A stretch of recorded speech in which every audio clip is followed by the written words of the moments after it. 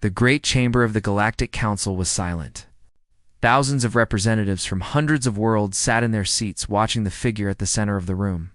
She was small, thin, and her blue skin glowed with a soft light that pulsed like a dying heartbeat.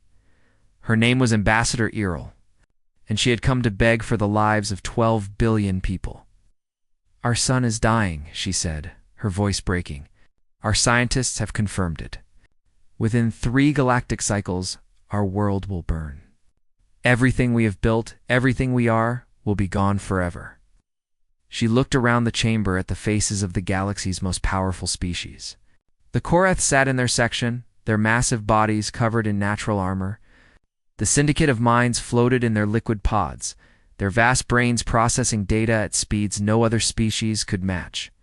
The ancient Etherians glowed with soft light. Being so old they had watched stars be born and die. "We cannot save ourselves," Errol continued. "We do not have enough ships. We do not have enough time. We need help. Please, we are asking for your help." The chamber remained silent for a long moment. Then the Korath High Commander stood up. He was twice the size of any human, with 4 arms and a face that looked like it was carved from stone. "The Korath Imperium offers its sympathy," he said in a deep voice, "but we cannot help. Moving 12 billion refugees would require resources we cannot spare. Our own colonies need protection. We must decline." Errol's light flickered, but she nodded. "I understand. Thank you for considering our request." The next to speak was the representative of the Syndicate of Minds. Its voice came through a translation device, cold and without emotion. "We have calculated the cost of this evacuation. The Velanthi have nothing of equal value to trade. From a logical standpoint, there is no benefit to assisting. We also decline." One by one, the species of the Galactic Council gave their answers. The Etherian collective said they did not interfere with natural cosmic events. The Merchant Guild said it would hurt their profits. The Scientific Confederation said they wanted to study the dying sun instead. 30-7 species. 37 refusals. Errol stood alone in the center of the chamber. Her glow almost completely faded. She had traveled across the galaxy to find help. She had believed that surely someone would care. Someone would see 12 billion lives as worth saving. She was wrong. "Then we are finished here," the council chairman said. "This session is wait." The voice came from the far end of the chamber. Every head turned to look at the section where the speaker sat. It was the section reserved for what the council called Class 7 predator species. The dangerous ones. The violent ones. The ones that other species preferred to keep at a distance. The humans. A woman stood up from her seat. She was not tall by galactic standards. She had dark hair pulled back tight, and she wore a military uniform covered in medals and patches. Her face was calm, but her eyes were sharp like a hunter watching prey. Her name was Commander Elena Vasquez, and she was the human ambassador to the Galactic Council. "We'll take them all," she said. The chamber erupted in noise. Representatives shouted, whispered, and gasped. Some laughed in disbelief. Others looked at the human with fear in their eyes. The council chairman raised his tentacles for silence. "Commander Vasquez, please clarify. You are offering to evacuate the Velanthi people." "All of them," Vasquez repeated. "Every man, woman, and child. Every family. Every community. We will take them all 12 billion. The Korath commander asked, his voice filled with suspicion. "The humans have only been a spacefaring species for 200 years. You do not have the ships for such an operation." "We'll find a way," Vasquez said simply. The representative of the Syndicate of Minds spoke up. "What do you want in return? What is the price for this service?" "The Velanthi have already stated they have nothing of value to trade." Vasquez looked at the floating brain with an expression that might have been confusion or might have been disgust. "There is no price. We're not trading. We're helping." "That is illogical," the Syndicate representative said. "No species expends resources without expecting return. What is your true motivation? Do you wish to use the Velanthi as labor? As soldiers? As test subjects for your experiments?" The chamber fell silent again. Everyone was thinking the same thing. The humans had a reputation throughout the galaxy. Their history was filled with war. They had fought each other for thousands of years before they even reached space. Their entertainment showed violence for fun. Their bodies were designed by evolution to hunt and kill. They were ruthless. Everyone knew this. So what did they really want? Ambassador Irel looked at Commander Vasquez with terror in her eyes. Was she trading one death for another? Would her people escape the burning sun, only to become slaves of these predators? Vasquez met her gaze. The human's face softened just a little. Ambassador Earl, she said, I understand you're afraid. I understand you've been told stories about my people. Some of those stories are probably true. We have done terrible things in our past. We have hurt each other in ways that shame us. She paused, and when she spoke again, her voice was steady and clear. But we have also learned something that this council seems to have forgotten. When people are suffering, when lives are at stake, when someone needs help, you don't ask what you'll get in return. You just help. Because that's what good people do. The Korath commander laughed. Pretty words, human, but words are cheap. Actions are expensive. Vasquez nodded. You're right. So let me be very clear about what I'm offering. She turned to Ambassador Irel. The human coalition will send every available ship we have. Military vessels, cargo ships, passenger liners, anything that can carry people. Our soldiers will help with the evacuation. Our doctors will care for the sick and wounded. Our engineers will solve whatever problems come up. She took a step closer to the Velanthi ambassador. Your people will not be slaves. They will not be servants. They will be given homes on human worlds with all the rights and protections of human citizens. Your children will go to our schools. Your sick will go to our hospitals. Your culture will be preserved and respected. What do you ask in return? Irel whispered. Nothing, Vasquez said. Absolutely nothing. Except maybe someday when another species is in trouble, you'll remember what we did. And you'll help them too. The chamber was completely silent. No one knew what to say. The council chairman cleared his throat. Commander Vasquez, this is highly irregular. The council has not approved with respect, Chairman. I didn't ask for approval, Vasquez interrupted. The human fleet is already being assembled. We will be at Velanthi Prime in 72 hours. She looked at Ambassador Irel and gave her a small nod. Start packing. Then Commander Elena Vasquez turned and walked out of the chamber, leaving behind a room full of the galaxy's most powerful beings who suddenly felt very, very small. Ambassador Irel watched her go. For the first time in months, her skin began to glow brightly again. It was the color of hope. The human fleet arrived at Velanthi Prime exactly when Commander Vasquez had promised. 72 hours. Not a minute late. High Analyst Korvath, of the Syndicate of Minds, watched from his observation ship as the human vessels dropped out of faster-than-light travel. There were hundreds of them. Massive cargo ships with hulls as big as small moons. Military destroyers covered in weapons and armor. Fast frigates that moved like predators through the darkness of space. All of them showed signs of hard use. Scorch marks from energy weapons, dents from asteroid impacts, patches where damaged sections had been repaired. These were not parade ships meant to look impressive. These were working ships. Fighting ships, the ships of a ruthless species. Korvath was here to observe and document everything. The Galactic Council wanted a full record of what the humans did during this evacuation. Everyone expected that record to be filled with horrors. Slavery, cruelty, exploitation. The Council was already preparing sanctions against humanity. For the crimes they were certain would happen. Korvath was very good at his job. He would miss nothing. He transported to the human flagship a massive vessel called the Spirit of Perseverance. Commander Vasquez met him at the transport pad. She wore the same military uniform he had seen at the council, but now there were dark circles under her eyes. She clearly had not slept since the council meeting. Analyst Korvath, she said with a polite nod. Welcome aboard. You have full access to all areas of this operation. Ask any questions you want. Record anything you see. You're not concerned about what I might find, Korvath asked. Vasquez smiled, though it did not reach her eyes. I'm too tired to be concerned about politics, analysts. I have 12 billion people to save in less than 3 galactic cycles. If you want to follow me around and take notes, that's fine. Just don't get in the way. The evacuation began immediately. Corveth watched as human soldiers loaded onto transport ships and flew down to Valenthi Prime. Expected them to move with the cold efficiency of conquerors. He expected them to bark orders at the Valenthi, to push them around, to treat them as cargo rather than people. What he saw was very different.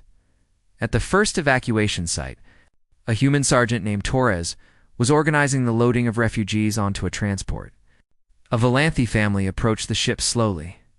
The grandmother was very old, and she moved with difficulty. Her family tried to help her, but she was clearly slowing them down. Corveth prepared to record what he assumed would happen next. The humans would become impatient. They would shout. Perhaps they would simply leave the old woman behind. Instead, Sergeant Torres walked over to the family. She spoke to them in a calm voice, using a translation device. "Ma'am, would you allow me to help you onto the ship?" The old Valanthi woman looked up at the human soldier with fear in her eyes. Torres was taller than her, and she was carrying weapons. Everything about her screamed danger, but Torres simply smiled and held out her hand. "It's okay," she said. "I've got you." The old woman hesitated. Then, slowly, she took the human's hand. Torres helped her onto the ship gently, as if she was handling something precious. She found the woman a comfortable seat near a window and made sure her family was seated nearby. "Is there anything else you need?" Torres asked. "Water? Food? We have blankets if you're cold." Corveth recorded this interaction. Then he recorded the next one, and the next. Hours passed. He watched hundreds of humans helping thousands of Valanthi aboard evacuation ships. Not once did he see a human raise their voice in anger. Not once did he see anyone pushed or threatened. When children cried from fear, human soldiers knelt down to their level and offered them small treats from their pockets. Corveth learned later that the humans had specifically brought thousands of child-friendly items for exactly this purpose. Toys, candies, small, stuffed animals made to look like Valanthi. Creatures they had planned for frightened children. They had prepared for them. On the third day of the evacuation, Corveth observed something that completely confused him. A Valanthi family was being loaded onto a transport. When the mother suddenly cried out in panic, she was pointing at the rubble of a collapsed building nearby. Her words were translated for the human sergeant leading the evacuation team. "Hey, my daughter's pet. It's still in our home. It's trapped." The pet was a small creature called a Valoran, about the size of a human cat. It had no useful function. It could not work or produce anything of value. It was simply a companion animal. Corveth expected the human to dismiss this concern. The pet was irrelevant. Millions of lives were at stake. There was no logical reason to waste time on a small animal. Sergeant Marcus Webb looked at the crying child, then at the collapsed building. He turned to his team. "Jackson, Chen, you're with me. The rest of you, keep loading." For the next 3 hours, Corveth watched 3 human soldiers dig through rubble with their bare hands, searching for a child's pet. They cut themselves on broken glass. They strained their muscles lifting heavy debris. They worked until they were covered in dust and sweat, and when they finally found the small creature, alive and frightened in a pocket of air beneath the rubble, Sergeant Webb carried it back to the transport ship himself. He placed it in the arms of the crying child, who immediately stopped crying and hugged her pet tight. Webb simply patted the child on the head and went back to work. Corveth approached Commander Vasquez that evening. "I must ask you something," he said. "Your soldiers spent 3 hours rescuing a pet, a small, useless animal. In that time, they could have loaded hundreds more refugees. It was deeply inefficient. Why did you allow this?" Vasquez looked at him with those predator eyes of hers. For a moment, Corveth thought he saw something like sadness in them. "Like analyst," she said, "that little girl has already lost her home.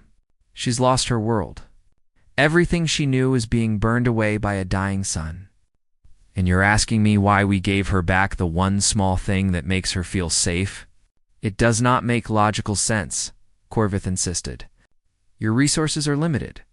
Your time is limited. You should be maximizing the number of lives saved, not wasting effort on sentiment. Vasquez was quiet for a long moment. When she spoke, her voice was soft but firm. Analyst Corvath, let me explain something about humans. We don't just want to save bodies. We want to save people. Their memories, their families, their connections, their hope. If we rescue 12 billion Valanthi, but leave them empty and broken inside, what exactly have we accomplished?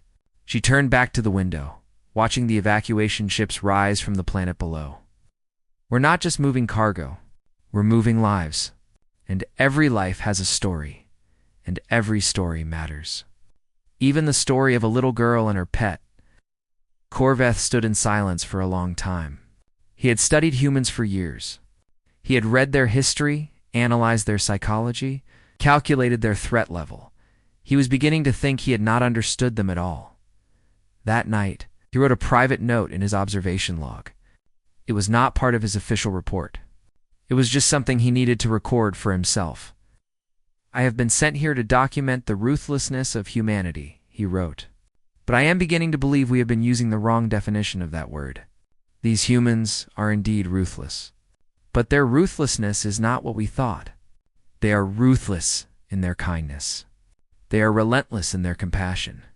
They refuse to stop caring, even when it would be easier to give up. He looked out at the stars and the endless stream of ships, saving a dying world. I do not know what to make of these creatures, but I am beginning to think we should be very glad they are on our side. The sun was dying faster than anyone expected. Commander Vasquez stood on the bridge of the Spirit of Perseverance, staring at the data on her screen. The numbers were bad. It's very bad. Valanthi scientists had predicted they had 3 galactic cycles to complete the evacuation. Now, the latest readings showed they had less than half that time. Massive radiation storms were already sweeping across the planet's surface. 2 evacuation sites had been destroyed. Ships were taking damage just from entering the atmosphere. The carefully planned operation was falling apart. How many are left? Vasquez asked her operations officer. 4.2 billion on the surface, Commander. We're moving about 200 million per day, but the radiation is slowing us down. At this rate, he didn't finish the sentence. He didn't need to. Everyone on the bridge could do the math. At this rate, billions of Valanthi would die. Vasquez closed her eyes for a moment. When she opened them, her face was calm but determined. Then we changed the rate, she said. Get me all ship captains on a priority channel. Now. Within an hour, the strategy had changed completely. The cargo ships that were designed to carry supplies were emptied and converted to carry people. Every available space was filled with refugees. Ships that were supposed to carry 10,000 now carried 30,000. It was uncomfortable. It was unsafe. But it was necessary. Hi, Analyst Corveth. Watched with growing confusion as humans pushed their ships beyond all reasonable limits. He saw engineers working 20-hour shifts to keep damaged vessels flying. He saw pilots making dangerous runs through radiation storms that should have killed them. He saw soldiers giving up their own food rations so that refugees could eat. This is madness, he said to Commander Vasquez. Your people are destroying themselves. Your ships are failing. Your crews are exhausted. You cannot maintain this pace. Vasquez didn't look at him. Her eyes were fixed on the planet burning below. Watch us, she said. But even this was not enough. The council observers calculated the numbers again and again. Even with the accelerated pace, millions of Valanthi would be left behind. When the sun finally exploded, it was on the hot 5th day that Commander Vasquez made a decision that would be remembered for centuries. She ordered the military ships to land her tactical officer. A young man named Lieutenant Park stared at her in shock. Commander, those are warships. They're not designed for evacuation. The crew quarters are tiny. The life support systems are built for combat crews, not refugees. We can't possibly. I know what they're designed for, Vasquez interrupted. And I know what we're going to use them for. Get every military vessel on the ground now. The order went out. Destroyers, frigates, cruisers, ships built for war descended through the radiation. Storms to land on Velanthi Prime. Their weapons were useless for this mission. Their armor was meaningless against a dying sun. But they had engines, and they had hulls. They had space that could hold people. Human soldiers were ordered to give up their bunks for refugees. They slept in corridors, in storage rooms, in engineering sections. Some ships reported that crew members were sleeping in shifts, sharing the same small spaces in rotation. On the destroyer, Relentless, Captain Sarah Chen reported that her crew was down to 18 inches of personal space per person. They were breathing recycled air that was thin and stale. They were eating half rations. They were pushed to the very edge of human endurance. When High Command asked how long they could maintain these conditions, Chen's response was simple. As long as we need to. Corveth observed one particular scene that he would never forget. A human soldier named Private Kim was assigned to a section of a cruiser that had been converted to hold refugees. The space was cramped and hot. Hundreds of Velanthi were packed together, frightened and confused. A young Velanthi child was crying. She was separated from her parents in the chaos of loading, and she was terrified. She sat alone in a corner, her small body shaking with sobs. Private Kim was exhausted. He had not slept in 2 days. He had given his own food to refugees. He had every reason to ignore the crying child and focus on his duties. Instead, he walked over and sat down next to her. He didn't speak her language. She didn't speak his. But he sat with her anyway. He made silly faces until she stopped crying. He shared his last energy bar with her, breaking it into small pieces and pretending to be surprised each time she ate one. When the ship finally docked at a safe station, Kim personally carried the child through the crowds until he found her parents. The reunion was tearful and grateful. The parents tried to thank him, but Kim just shook his head and smiled. "Just doing my job," he said through the translator. Then he went back to the loading zone to help more refugees. Corveth found Commander Vasquez later that night. She was standing alone in an observation deck, looking out at the dying sun. "Your soldiers are remarkable," Corveth said. "I have never seen anything like this. Your species barely knows the Velanthi. You have no historical connection, no alliance, no treaty. Yet your people are sacrificing everything for them." Vasquez was silent for a moment. "Analyst, let me tell you something about human history," she said.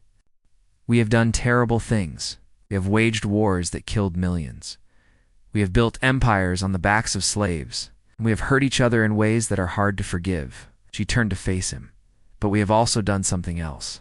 Every time there has been a disaster, a flood, an earthquake, a fire, humans from all over the world have come to help. Strangers helping strangers. People who will never meet again, giving everything they have to people they don't know." "Why?" Corveth asked. "It defies logic. It defies self-interest." "Why would any species behave this way?" Vasquez smiled, but it was a tired smile. "Because that's who we are, Analyst. That's who we choose to be. The Galactic Council looks at our history and sees only the wars, only the violence, only the death. They call us ruthless and dangerous, and maybe they're right." She looked back at the burning sun. "But our ruthlessness isn't what they think it is. When we decide to do something, we don't stop, we don't quit, we don't give up. If we're fighting a war, we fight until we win or we die. If we're saving a world." She paused. "We save it, whatever it costs. Whatever we have to sacrifice, we save it." Corveth thought about this for a long time. "And if you cannot save everyone," he asked quietly, "the numbers are still against you. Even with your military ships, even with all your sacrifices, there will not be enough room for everyone." Vasquez's face went very still.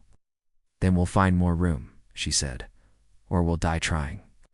She walked away, leaving Corveth alone with the stars and the dying sun, and a growing understanding of what it truly meant to be human. They were not just ruthless in their violence.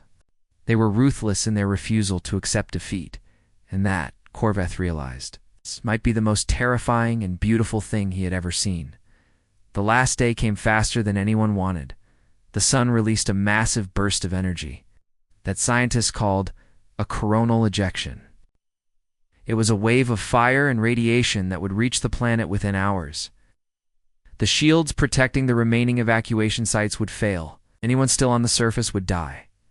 Commander Vasquez stood at the command center on the surface, watching the final count.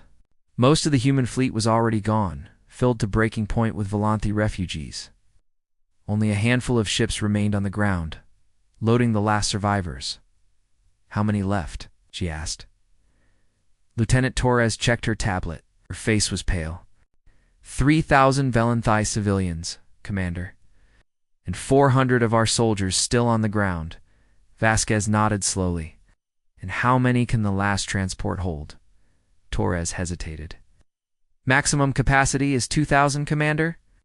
We could push it to 2,200 if we really squeeze. But that's it." The math was simple and terrible. There were more than 5,000 people on the surface. There was room for less than half of them. Someone was not leaving. High Analyst Corveth stood nearby, recording everything. This was the moment he had been waiting for, the moment the Galactic Council expected. Now the humans would show their true nature. Now they would push aside the Volanthi and save themselves. Now the mask of kindness would fall away. But Commander Vasquez did not give the order he expected. Instead, she turned to face her soldiers. 400 men and women in dusty combat uniforms, exhausted after weeks of endless work. They had given everything they had to save a species that was not their own. And now their commander was about to ask them for the one thing they had left. "Listen up," Vasquez said, her voice steady. "I'm going to be straight with you. There's not enough room on that ship for everyone. The Volanthi civilians go first. All of them. It's not negotiable." A murmur went through the soldiers. They understood what she was saying. "I am not ordering any of you to stay," Vasquez continued. "This is a volunteer situation. It's anyone who wants to board that ship can board it. There's no shame in surviving. You've all done more than anyone could ask." She paused, looking at their faces. "But I'm staying. I won't ask my people to do something I'm not willing to do myself. If any of you want to stay with me, then stay. If not, get on that ship and get home safe." There was a long silence. Then Sergeant Webb, the same soldier who had spent 3 hours digging through rubble to save a child's pet, stepped forward. "I'm staying, Commander." Private Kim stepped forward next. "Me too." One by one, the soldiers moved. Not toward the ship, toward their commander. 400 humans, choosing to die on a burning world rather than abandon their mission. Not a single one walked to the transport. Corveth watched in stunned silence. He did not understand. He could not process what he was seeing. These soldiers had nothing to gain. The Volanthi would never know their names. The galaxy would not remember their sacrifice. Were simply choosing death. Why? The loading began. Human soldiers helped Volanthi civilians onto the transport with the same gentle care they had shown since the first day. They lifted children onto their shoulders. They carried the elderly in their arms. They made sure every single Volanthi was safe and comfortable. The small girl whose pet had been rescued by Sergeant Webb was in the line. She had been reunited with her parents days ago, but she still looked for the human who had saved her Valoran. When she saw him standing by the transport, she broke away from her parents and ran to him. "You're coming, right?" she asked through her translator. "You're getting on the ship?" Webb knelt down to her level. His eyes were bright, but his voice was steady. "Not this time, little star," he said. "Why not?" Webb smiled and placed his hand on her head. "Because the ship is for you, for your family, for your people. That's what matters." "But what about you?" The sergeant was quiet for a moment. Then he reached into his pocket and pulled out a small patch from his uniform. It showed the Earth, blue and green against a field of stars. "Here," he said, pressing it into her small hands. "You take this, and you remember something for me, okay? You remember that somewhere out in the stars there are humans, and we look out for each other. All of us, no matter what." The girl's mother came and lifted her daughter into her arms. She looked at Webb with tears streaming down her face. She didn't speak. She couldn't speak. But Webb understood. He just nodded and turned back to his duties, Commander. Vasquez was having her own difficult conversation. Lieutenant Torres was refusing to leave. "I'm staying with you," Commander Torres said firmly. "No, you're not," Vasquez replied. You're getting on that ship. It's respect, Commander. You can't order me to. I'm not ordering you. I'm telling you. Vasquez grabbed Torres by the shoulders and looked into her eyes. Someone has to tell our story. Someone has to go back and explain what we did here and why. If all of us die, no one will know. The council will write their own version. We'll say we failed, or we ran, or we never tried at all. Torres was crying now. Commander, please. You're going home, Torres? That's not a request. That's your final mission. Before Torres could respond, Vasquez physically pushed her toward the transport ramp. Other soldiers helped, gently but firmly guiding the lieutenant onto the ship. Torres looked back at her commander one final time. I'll tell them, she said, her voice breaking. I'll tell everyone. Vasquez saluted. I know you will. The ramp closed. The engines fired. The last transport rose from the surface of Elanthea. Prime, carrying 3,000 refugees and one human soldier who would have given anything to stay behind. On the ground, 400 humans watched it go. Corvith had refused evacuation. He had told Commander Vasquez that he needed to document everything until the end. The truth was, he didn't understand what was happening, and he needed to see it through. He needed to know who these humans really were. Now, standing among them as the sky turned orange with approaching fire, he asked the question that had been burning in his mind. Commander Vasquez, why? You could have saved yourselves. You could have taken the transport and left the Valanthe behind. No one would have blamed you. It would have been logical. Vasquez looked at him with those tired, determined eyes. Analyst, let me ask you something. In your entire career studying species across the galaxy, have you ever seen anyone do something truly selfless? Something with no benefit, no reward, no logical purpose? Corvith thought carefully. No, he admitted. Logic always dictates that self-preservation comes first. Vasquez nodded. And that's exactly why the galaxy is so messed up. Everyone is so busy being logical that they forgot how to be good. She looked up at the burning sky. We're not logical analysts. We never were. We love people we just met. We die for strangers. We name our ships after ideas like hope and perseverance and spirit. We're a complete mess of emotions and contradictions. She smiled. But when someone needs help, we help. It's that simple. It's that illogical. And it's the best thing about us. Corvith felt something strange in his synthetic mind. If he had been capable of emotion, he might have called it admiration. What happens now? He asked. Vasquez looked at her soldiers. They had gathered in a loose formation, standing together as the end approached. Now, she said, we make sure they remember us. She raised her voice so everyone could hear. I'm proud of you. All of you. The galaxy might not know our names. History might not remember what we did here. But for a few weeks, we were the best of humanity. We gave everything for people who needed us. That matters. That will always matter. A soldier started singing. It was an old song from Earth, a song about not giving up, about facing the darkness with courage. Other voices joined in. 400 humans standing on a dying world. Singing as the sky fell. Corvith recorded every moment. It was the most illogical thing he had ever witnessed. It was also the most beautiful. The Galactic Council chamber was full. Representatives from every major species had gathered for the official report on the Valanthe evacuation. Months had passed since the sun had exploded, turning Valanthe Prime into a field of ash and debris. Months since 400 humans had stood on a dying world and watched the sky fall. Ambassador. Iril was no longer the desperate, fading figure who had begged for help in this same chamber. She stood tall now, her bioluminescent skin glowing with steady light. Behind her sat representatives of 12 billion Valanthe refugees, all safely settled on human colony worlds. Council Chairman called the session to order. We are here to receive the official report on the Valanthe evacuation and to discuss the actions of the human coalition, he said.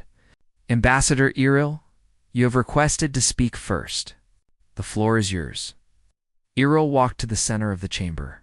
She carried a small device in her hands. Thank you, Chairman, she said. Before I deliver my report, I would like to share something with the council. A final transmission that was recorded on the surface of my homeworld in its last moments. She activated the device.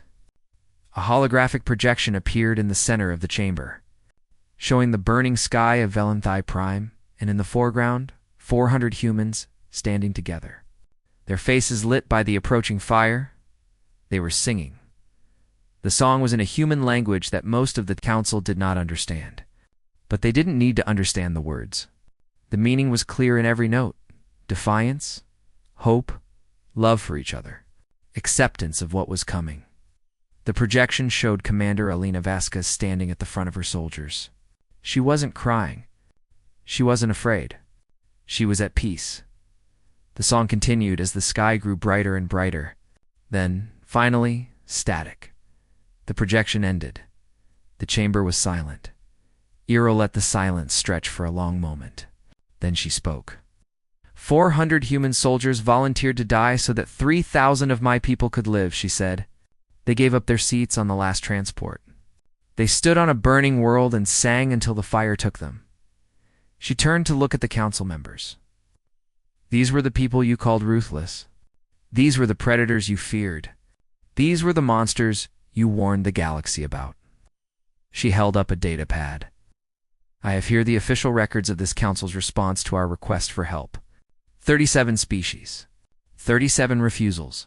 She began reading. The Korath Imperium claimed they could not spare resources. We have since learned that they had 700 transport ships sitting unused in their secondary fleet. They chose not to use them. The Korath commander shifted uncomfortably in his seat. The Syndicate of Minds claimed there was no logical benefit to helping us. They calculated that our species had nothing of value to trade. They measured our worth in economic terms and found us lacking. The Syndicate representative said nothing. The Etherian Collective claimed they do not interfere with natural cosmic events. But our sun was not dying naturally. It was destabilized by energy mining operations that the Collective had approved 3 centuries ago. They knew this. They chose not to act. Whispers spread through the chamber. Eero continued, species by species, exposing the lies and excuses that had been offered in this very chamber. Trade agreements that could have been adjusted. Ships that were available but not offered. Resources that existed but were not shared. When she finished, she lowered the datapad and looked at the council with cold eyes. You left us to die, she said simply. All of you. And the only species that came to help was the one you called dangerous, the one you kept at a distance, the one you feared. She turned to the human delegation, which was now led by Lieutenant Torres. The young woman still wore her dusty combat uniform. She had refused to change out of it until she had completed one final duty. Lieutenant Torres Iril said, "Would you join me?" Torres stood and walked to the center of the chamber. In her arms, she carried a folded human flag. This flag was recovered from the Spirit of Perseverance, Irel explained.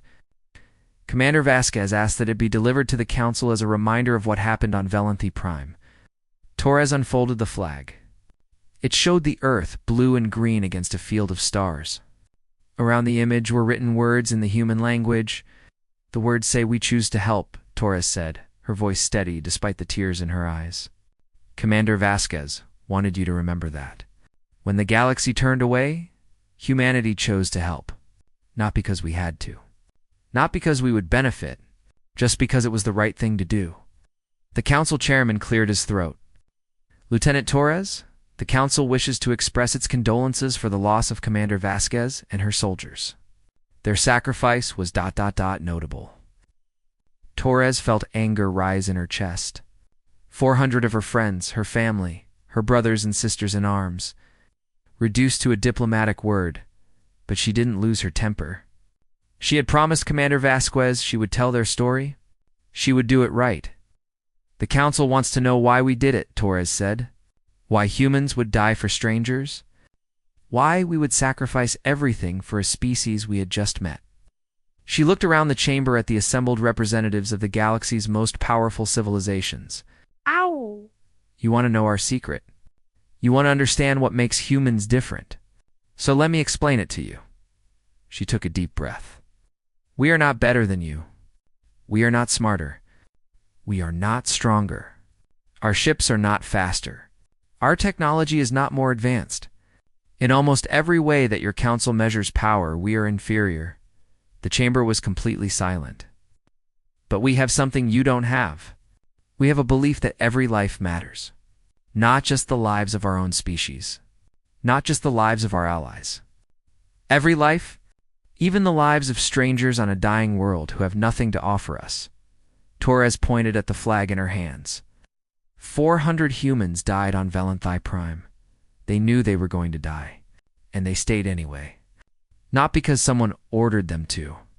Not because they were forced, because they looked at 3,000 frightened people and decided that those people mattered more than their own survival. She folded the flag carefully and held it against her chest. Council calls us ruthless. You're right. We are. But not in the way you think. We are ruthless in our compassion. We are relentless in our kindness. When we decide to help someone, we don't stop. We don't give up. We don't quit. Even when it costs us everything. She looked directly at the council chairman. The answer is simple. Someone had to. And you weren't going to do it. The chamber fell into complete silence. For the first time in 3,000 years of galactic history, Council had no response, no excuses, no justifications. No diplomatic words, just silence. Ambassador Irel stepped forward one last time. 12 billion of my people are alive today because of humanity, she said. They have been given homes, food, medicine, education. They have been welcomed as equals. They have been treated with dignity and respect. She looked at the human delegation with gratitude that went beyond words. We will never forget what you did for us, and we will spend the rest of our existence making sure the galaxy never forgets either. She turned to face the council. You called the humans ruthless. You were terrified of them. You treated them as predators to be feared. Her skin glowed brighter than it ever had before. You should have been asking them to teach you instead, because they understand something this council has forgotten. Something that matters more than treaties and trade agreements and political power. She paused, and when she spoke again, her voice rang through the chamber like a bell. They understand that the measure of a civilization is not how it treats its own. It is how it treats those who have nothing to offer. And by that measure, humanity is the greatest species this galaxy has ever known. The session ended without another word being spoken. The council had been left speechless. And across the galaxy, on human worlds where 12 billion Volanthe were building new lives, children were being taught a new phrase in their schools. A human phrase translated into every Volanthe dialect. We choose to help. It became their motto.